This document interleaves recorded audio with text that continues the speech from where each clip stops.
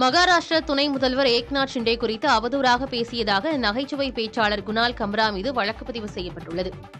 குணால் கம்ராவின் பேச்சை கண்டித்து அவர் நிகழ்ச்சி நடந்த அரங்கை சிவசேனா ஷிண்டே கட்சி ஆதரவாளர்கள் சுமார் 40 பேர் சூறையாடினர். இவர்கள் மீதும் காவல்துறை வழக்கு பதிவு செய்துள்ளது.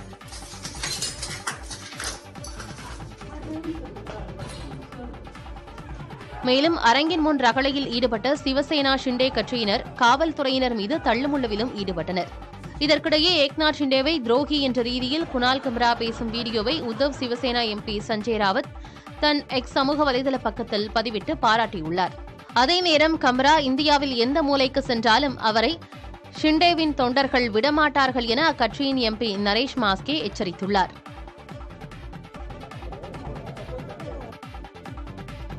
சென்னையில் ஆபரண தங்கத்தின் விலை 4 நாட்களில் சவரனுக்கு 760 ரூபாய் விலை குறைந்துள்ளது.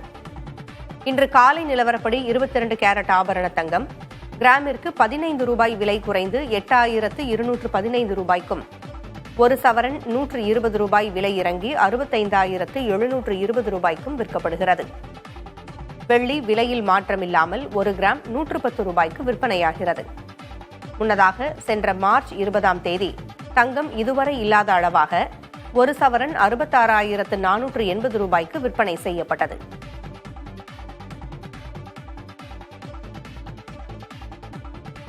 டிவி பிரகாஷ் சைந்தவி தம்பதியின் விவாகரத்து வழக்கை சென்னை குடும்ப நல நீதிமன்றம் ஒத்திவைத்தது. இருவரும் பரஸ்பரமாக பிரிவதாக நீதிபதி முன்பு தெரிவித்த நிலையில் வழக்கு ஒத்திவைக்கப்பட்டது. முன்னதாக ஒரே காரில் வந்த இருவரும் ஒன்றாக மனு தாக்கல் செய்துவிட்டு வழக்கு விசாரணைக்கு பின் மீண்டும் ஒன்றாக புறப்பட்டுச் சென்றனர். இசையமைப்பாளரும் நடிகருமான டிவி பிரகாஷ் கடந்த 2013ஆம் ஆண்டு தனது பள்ளி தோழியும் பின்னணி பாடகியுமான சைந்தவியை மணந்தார். இவர்களுக்கு ஒரு மகள் இருக்கும் நிலையில் 12 வருட திருமண வாழ்க்கைக்கு விவாகரத்து மூலம் முற்றுப்புள்ளி வைத்தனர்.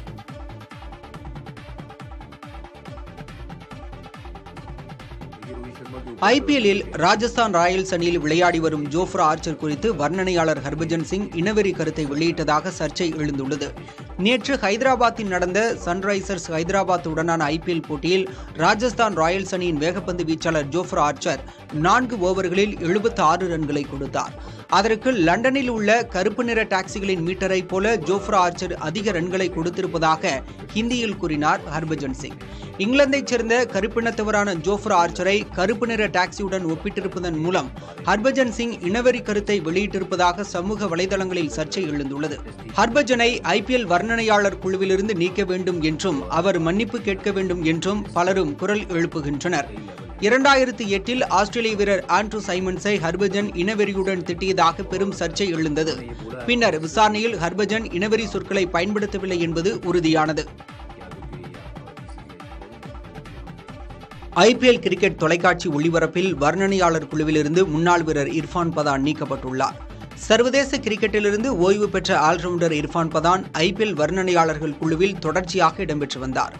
ஆனால் இந்த ஆண்டு அவர் வர்ணனையாளர்கள் குழுவில் சேர்க்கப்படவில்லை. முன்னாள் வீரர்கள் சிலருடன் பதான் மோதல் போக்கில் இருந்து வந்ததாகவும் அவர்களை வெளிப்படையாகவே விமர்சித்து வந்ததாகவும், எனவேதான் விதிகள் படி அவர் வர்ணனையாளர் குழுவில் இடம்பெறவில்லை என்றும் கூறப்படுகிறது.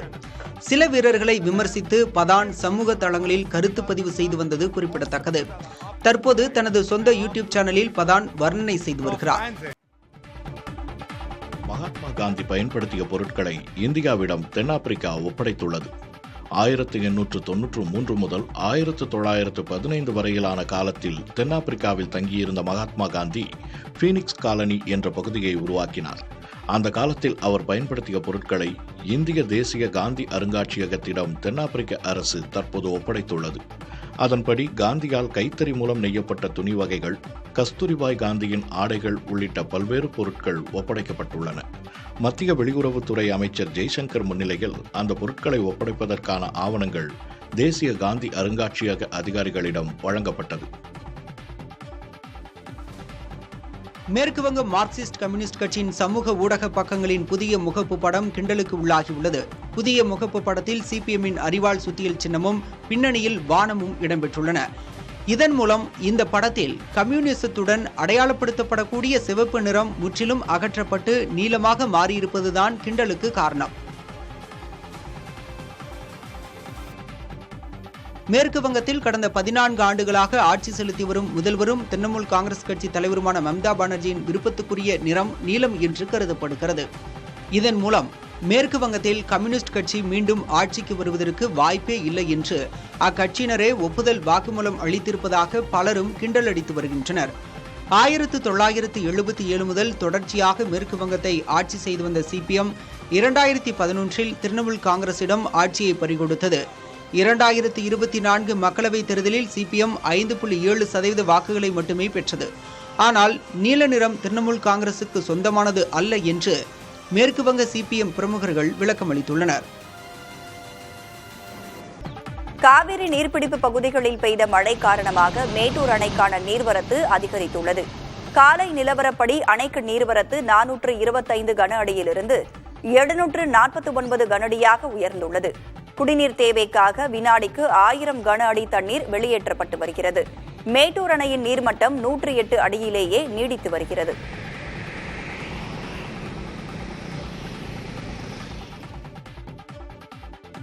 விவசாயிகள் தனி அடையாள எண் பெற வருகிற 31ஆம் தேதிக்குள் உரிய ஆவணங்களை சமர்ப்பிக்க வேண்டும் என வேளாண் துறை கெடு விதித்துள்ளது. மத்திய வேளாண் அமைச்சகத்தின் வழிகாட்டு நெறிமுறைப்படி தமிழகம் முழுவதும் மின்னணு முறையில் விவசாயிகள் விவரம் சேகரிக்கப்படுகிறது.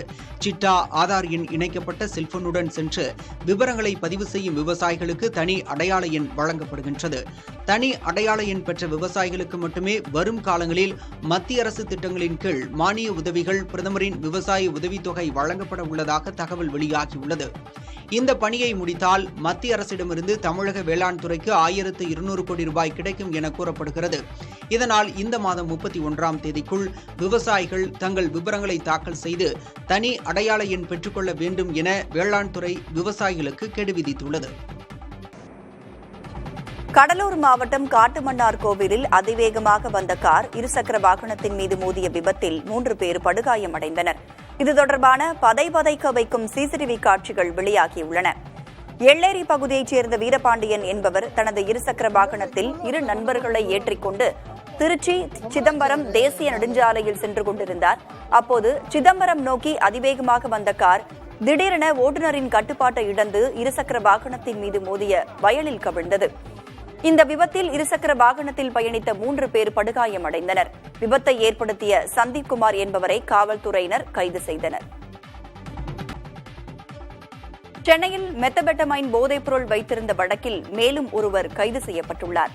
போதைப் பொருட்களை வைத்திருந்ததாக 5 பேரை அண்ணாசாலை காவல்துறையினர் ஏற்கனவே கைது செய்திருந்தனர். இந்த வழக்கில் தலைமறைவாக இருந்த கேரளாவைச் சேர்ந்த நிக்கில் என்பவரை தற்போது காவல்துறையினர் கைது செய்து சிறையில் அடைத்தனர்.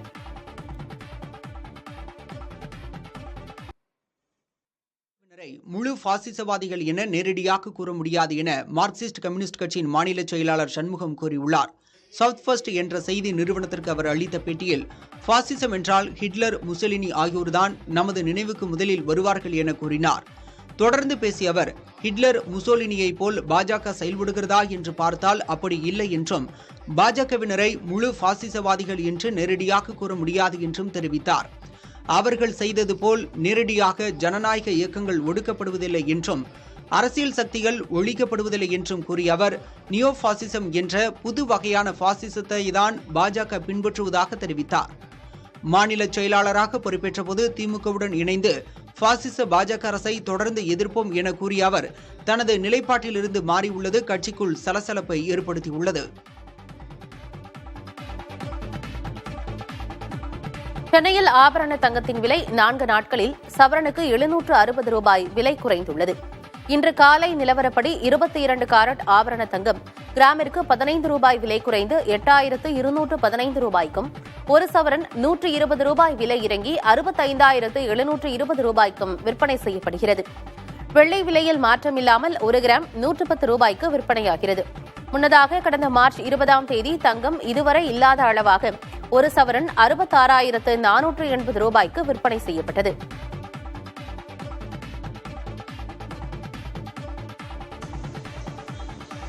இந்திய பங்குச்சந்தைகள் கணிசமான உயர்வுடன் வர்த்தகமாகின்றன.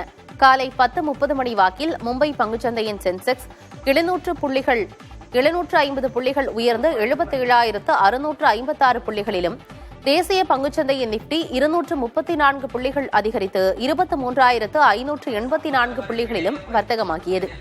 அந்நிய முதலீட்டாளர்கள் பங்குச்சந்தைகளில் முதலீடு செய்வதை பங்குச்சந்தைகள் ஏற்றம் காண காரணமாக கூறப்படுகிறது. முன்னதாக கடந்த வாரத்தில் மட்டும் சென்செக்ஸ் 3076 புள்ளிகளும் நிப்டி 953 புள்ளிகளும் உயர்ந்திருந்தன.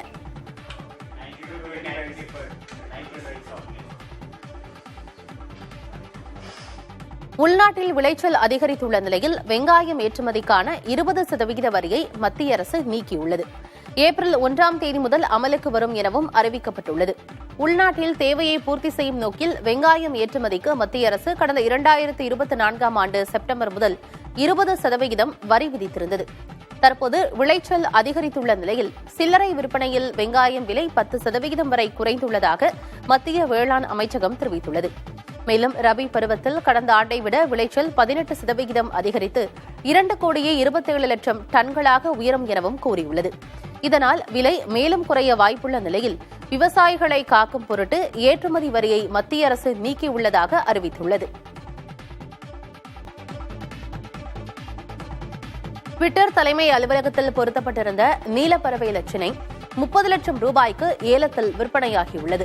2006ஆம் ஆண்டு அறிமுகம் செய்யப்பட்ட ட்விட்டர் சமூக வலைதளத்திற்கு லட்சணையாக நீல நிறத்திலான பறவை இருந்து வந்தது. எனினும் 2023ஆம் ஆண்டு ட்விட்டரை எலான் மஸ்க் வாங்கிக் கொண்டு அதன் பெயரை எக்ஸ் என மாற்றியதால் நீலப்பறவை லட்சணையின் பயன்பாடு நின்றது. தொடர்ந்து சான் பிரான்சிஸ்கோ நகரில் உள்ள தலைமை அலுவலக கட்டடத்தில் பொருத்தப்பட்டிருந்த நீலப்பறவை லட்சணை அகற்றப்பட்டது. இந்நிலையில் 12 அடி நீளம், 9 அடி அகலம், 254 கிலோ எடை கொண்ட அந்த லட்சணை 30 லட்சம் ரூபாய்க்கு ஏலத்தில் விற்பனையாகியுள்ளது.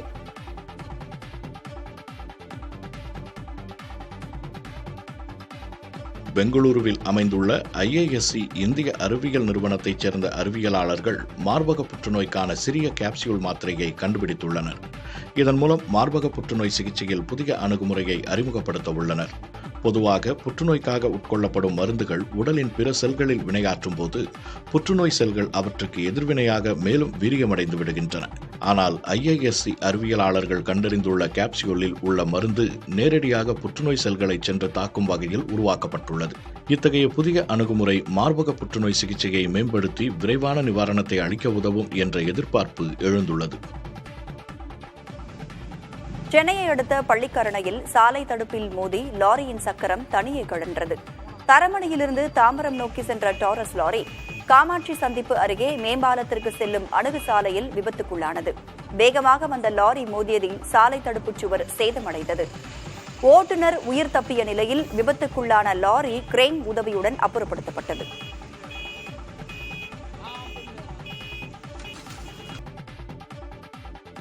ஒரே நாடு ஒரே கலாச்சாரம் என்ற கோஷத்தை RSS அமைப்பின் பொதுச் செயலாளர் எழுப்பியுள்ளது சர்ச்சையை ஏற்படுத்தியுள்ளது. அவுரங்கசீப் கல்லறை இடித்து அகற்றப்பட வேண்டும் என வலதுசாரி அமைப்பினர் வலியுறுத்தி வரும் நிலையில் அது குறித்து செய்தியாளர்களிடம் பேசிய தத்தாத்ரேயா இவ்வாறு கூறினார். அப்போது பேசிய அவர், நாட்டிற்குள் ஊடுருவிய முகாலய மன்னர் அவுரங்கசீப் வேண்டுமா அல்லது இந்திய கலாச்சாரத்தை மதித்து நடந்த அவரது சகோதரர் தாரா ஷிகோக் வேண்டுமா என்பதை மக்கள் தெளிவாக முடிவு செய்ய வேண்டும் என கூறினார். திரிக்கப்பட்ட வரலாறை சரிசெய்ய ஒரே நாடு ஒரே கலாச்சாரம் தேவை என குறிப்பிட்ட அவர், அதை செய்து வலுவான பாரதத்தை கட்டமைப்போம் எனவும் தெரிவித்தார். நாக்பூர் வன்முறைக்கு காரணமாக இருந்ததாக கைது செய்யப்பட்டுள்ள ஃபாகிம் கானின் வீட்டின் ஒரு பகுதி இடிக்கப்பட்டுள்ளது. விதிகளை மீறி கட்டப்பட்ட புகாரில் இந்த நடவடிக்கை எடுக்கப்பட்டுள்ளது. முன்னதாக நாக்பூரில் உள்ள முகாலய அரசர் அவுரங்கசீப்பின் நினைவிடம் தொடர்பான விவகாரத்தில் இரு தரப்பினரிடையே மோதல் ஏற்பட்டது. பொது சொத்துகள் தீ வைக்கப்பட்டு சூறையாடப்பட்டன. தவறான தகவலை கூறி கலவரத்தை தூண்டிவிட்டதாக ஃபாகிம் கான் என்பவர் கைதாகி சிறையில் உள்ள நிலையில் அவரது வீடு இடிக்கப்பட்டுள்ளது. சொத்துக்களை சேதப்படுத்தியவர்களிடமிருந்தே அதற்கான இழப்பீட்டுத் தொகை வசூலிக்கப்படும் என்றும் அப்பணத்தை தர இயலாவிட்டால் அவரவர் சொத்துக்களை ஏலமிட்டு தொகை ஈடு செய்யப்படும் என்றும் முதலமைச்சர் ஃபட்னவிஸ் கூறியிருந்தது குறிப்பிடத்தக்கது. உடலுக்கு தேவையான விட்டமின் மற்றும் மினரல்ஸ் குறிப்பிட்ட அளவு மட்டுமே எடுக்க வேண்டும் என்று சமீபத்திய ஆய்வு ஒன்றில் தெரிவிக்கப்பட்டுள்ளது. விட்டமின் A ஒரு நாளைக்கு 600 முதல் 700 மைக்ரோகிராம் மட்டுமே உண்ண வேண்டும். அளவுக்கு அதிகமாக உட்கொண்டால் எலும்பு தேய்மானம் உள்ளிட்டவை ஏற்படக்கூடும். இதேபோல விட்டமின் B6 ஒரு நாளைக்கு 1.4 மில்லிகிராம் மட்டுமே சாப்பிட வேண்டும். Folic acid, vitamin D, iron, மீன் எண்ணெய் குறைந்த அளவே எடுக்க வேண்டும் என மருத்துவர்கள் அறிவுறுத்தியுள்ளனர்.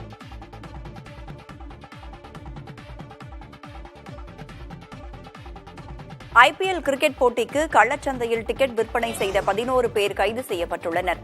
சென்னை சேப்பாக்கம் மைதானத்தில் நேற்று நடைபெற்ற Chennai super Kings Mumbai Indians இடையிலான போட்டிக்கு கள்ளச்சந்தையில் டிக்கெட் விற்பனை நடந்தது தெரியவந்தது.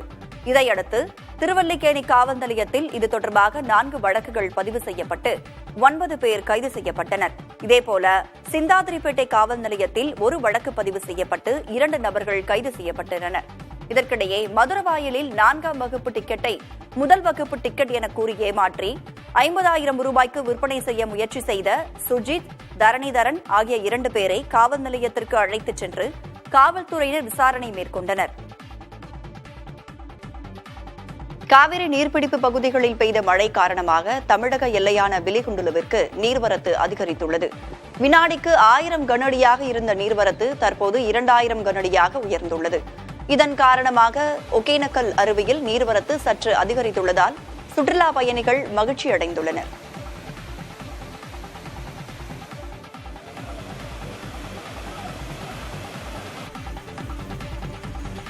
தமிழ்நாட்டில் உள்ள 40 சுங்கச்சாவடிகளில் வரும் ஏப்ரல் 1ஆம் தேதி முதல் சுங்க கட்டண உயர்வு அமலுக்கு வருகிறது. அதன்படி இந்திய தேசிய நெடுஞ்சாலைகள் ஆணையத்தின் கீழ் தமிழகத்தில் மொத்தமாக 78 சுங்கச்சாவடிகள் உள்ள நிலையில் இதில் கட்டணமின்றி பயன்படுத்தும் சுங்கச்சாவடிகளாக 12 சுங்கச்சாவடிகள் உள்ளன. இந்நிலையில் 40 சுங்கச்சாவடிகளில் வரும் ஏப்ரல் 1ஆம் தேதி முதல் சுங்க கட்டண உயர்வு அமலுக்கு வருகிறது. வாகன வகைகளுக்கு ஏற்ப 5 ரூபாய் முதல் 25 ரூபாய் வரை கட்டண உயர்வு அமல்படுத்தப்பட உள்ளது. மீதமுள்ள சுங்கச்சாவடிகளில் வரும் செப்டம்பர் 1ஆம் தேதி முதல் சுங்க கட்டண உயர்வு அமல்படுத்தப்படும் என தெரிவிக்கப்பட்டுள்ளது. உயர்கல்வி நிறுவனங்களில் சானிட்டரி நாப்கின் இயந்திரங்களை நிறுவ வழிவகை செய்ய வேண்டும் என பல்கலைக்கழக மானியக்குழு அறிவுறுத்தியுள்ளது.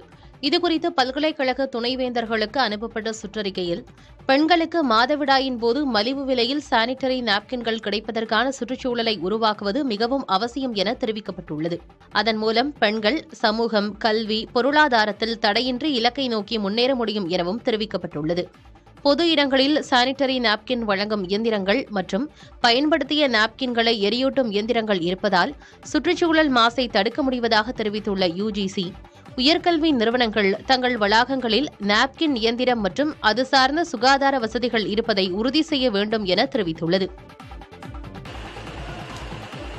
தென்கொரியாவில் உச்சநீதிமன்ற உத்தரவை தொடர்ந்து பிரதமர் ஹான் டக் சூ தற்காலிக அதிபராக மீண்டும் நியமிக்கப்பட்டார்.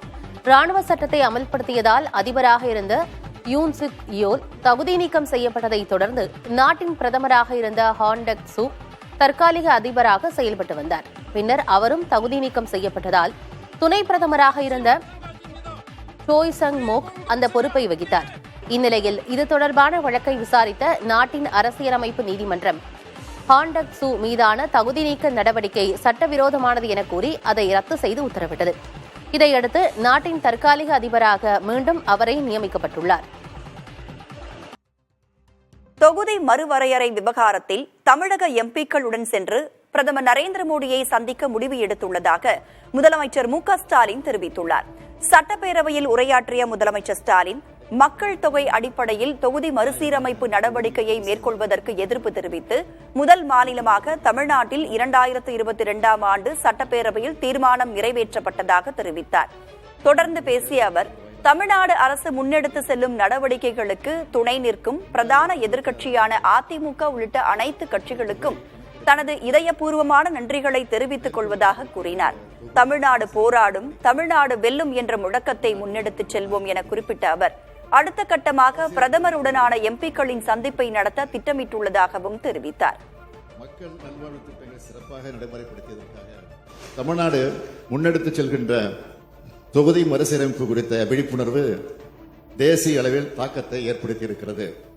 அதற்காக இந்த முன்னெடுப்பிற்கு துணை நின்ற தமிழ்நாட்டில் இருக்கக்கூடிய பிரதான எதிர்க்கட்சி அதிமுக உள்ளிட்ட அனைத்து கட்சிகளுக்கும், கூட்டு நடவடிக்கை குழுவில் பங்கேற்ற அனைத்து கட்சிகளுக்கும் தமிழ்நாடு மக்களின் சார்பில் இப்பேரவையின் வாயிலாக என்னுடைய இதயபூர்வமான நன்றியை தெரிவித்துக் கொள்கிறேன். தமிழ்நாடு போராடும், தமிழ்நாடு வெல்லும் என்ற முழக்கத்தினை அடுத்த கட்டத்தில் எடுத்துச் சென்று நமது உரிமைகளை நம்போல் பாதிக்கப்படும் மாநிலங்களின் உரிமைகளை மீட்டெடுத்திட நியாயமான தொகுதி மறுசீரமைப்பை பெற்றிட தமிழ்நாட்டிலிருந்து நாடாளுமன்றத்தில் பிரதிநிதித்துவம் உள்ள கட்சிகளின் எம்பிக்களை எல்லாம் அழைத்துச் சென்று மாண்புமிகு பிரதமர்களை சந்திக்க இருக்கிறோம் என்பதையும் இந்த அவைக்கு தெரிவித்து அமைகிறேன். இனி தொடரும் பல்வேறு செய்திகளை அடுத்தடுத்து நாம் பார்க்கலாம். நாட்டை வடக்கு தெற்கு என பிரித்தாளும் சூழ்ச்சி நடப்பதாக திமுக மீது RSS அமைப்பு மறைமுகமாக குற்றஞ்சாட்டியுள்ளது. பெங்களூரில் 3 நாட்கள் நடைபெற்ற RSS கூட்டத்தில் அதன் தலைவர் மோகன் பகவத் உள்ளிட்ட பலர் கலந்து கொண்டனர். தொகுதி மறுவரையறை மற்றும் மொழிக் கொள்கையால் நாட்டை தெற்கு வடக்கு என பிரிக்க முயற்சி நடப்பதாக திமுக தலைமையிலான தமிழக அரசை மறைமுகமாக RSS சாடியது. வங்கதேசத்தில் உள்ள இந்துக்களுக்கு எதிராக நடக்கும் கொடுமைகளை தடுக்க நடவடிக்கை தேவை என தீர்மானமும் நிறைவேற்றப்பட்டது. இதேபோல் அவுரங்கசீப் பாரதத்தின் நெறிமுறைகளுக்கு எதிரானவராக இருந்ததாகவும் அவர் போன்று படையெடுப்பாளர் மனநிலை தற்போதும் இருப்பது நாட்டிற்கு அச்சுறுத்தல்களை ஏற்படுத்தும் என்றும் RSS கூட்டத்தில் தெரிவிக்கப்பட்டது. அதே நேரத்தில் பாஜகவின் அடுத்த தேசிய தலைவரை தேர்ந்தெடுப்பது குறித்த கேள்விக்கு தங்களுக்கும் பாஜகவிற்கும் இந்த விவகாரத்தில் பிரச்சனை இல்லை என்றும் பாஜகவின் தலைவரை தேர்ந்தெடுக்க அக்கட்சிக்கு தனி உரிமை உண்டு என்றும் RSS தெரிவித்துள்ளது. 32 அமைப்புகளில் தங்களது அமைப்பினர் இருந்தாலும் ஒவ்வொரு அமைப்பிற்கும் முடிவெடுக்க தனி சுதந்திரம் உள்ளதாக RSS தெளிவுபடுத்தியுள்ளது. தனியார் கட்டுமான நிறுவனத்திடம் லஞ்சம் வாங்கியதாக கூறி புதுச்சேரி மாநில பொதுப்பணித்துறை தலைமை பொறியாளர் உட்பட 3 பேர் கைது செய்யப்பட்டனர். பொதுப்பணித்துறை தலைமை பொறியாளர் தீனதயாளன், செயற்பொறியாளர் சிதம்பரநாதன் ஆகிய இருவரும் புதுச்சேரி மாநிலத்தில் சுமார் 7.5 கோடி ரூபாய் மதிப்புள்ள சாலை ஒப்பந்த பணிக்கு கையெழுத்திடுவதற்காக தனியார் கட்டுமான நிறுவனத்திடம் 6 லட்சம் ரூபாய் லஞ்சம் கேட்டதாக கூறப்படுகிறது. அதில் 2 லட்சம் ரூபாய் பணத்தை காரைக்கால் கடற்கரையில் உள்ள தங்கும் விடுதியில் தனியார் கட்டுமான நிறுவன ஒப்பந்ததாரரிடம் கொடுக்க முயற்சி செய்தபோது மூவரையும் சிபிஐ அதிகாரிகள் கையும் களவுமாக பிடித்து காரைக்கால் நீதிமன்றத்தில் ஆஜர்படுத்தி சிறையில் அடைத்தனர். தீனதயாளன் வீட்டிலிருந்து 65 லட்சம் ரூபாய், சிதம்பரநாதன் வீட்டிலிருந்து 8 லட்சம் ரூபாய் என மொத்தம் 73 லட்சம் ரூபாய் பணத்தையும் சிபிஐ அதிகாரிகள் பறிமுதல் செய்தனர்.